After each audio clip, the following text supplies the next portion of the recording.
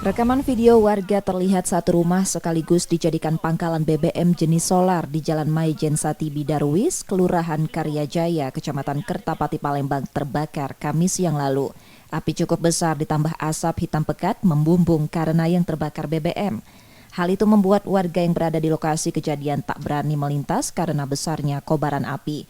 Menurut warga, mereka hanya mendengar satu ledakan. Setelah itu, kobaran api besar muncul dengan cepat membakar bangunan pangkalan BBM tersebut.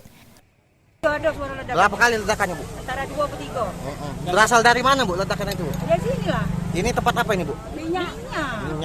Minyak. Berapa? Distributor minyak atau Kurang produsen? tahu juga.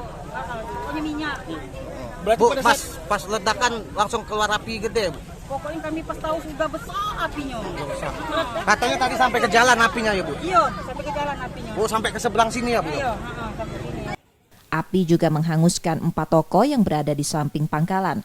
Api baru bisa dipadamkan 4 jam kemudian setelah puluhan unit mobil damkar diturunkan.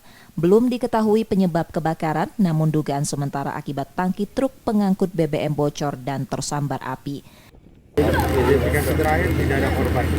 Dia hanya kerusakan barang di beberapa rumah. Nanti kita akan identifikasi lagi, kita lihat perkembangannya, lihat situasi, kita akan lakukan olah TKP. Jadi kita tahu bahwa ada terjadi kebakaran. informasinya ini punya anggota polisi, Bang. Kita belum tahu. Kita kan belum sampai ke sana. Iya. Yang saya sudah jelaskan bahwa ini ada terjadi kebakaran di daerah sini, Kertapati. Ya. Nah, untuk selanjutnya kita lihat daripada perkembangan, kita olah TKP dulu.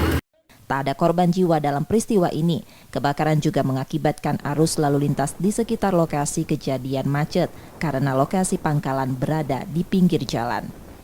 Yudi Kiswanto, Kompas TV, Palembang, Sumatera Selatan.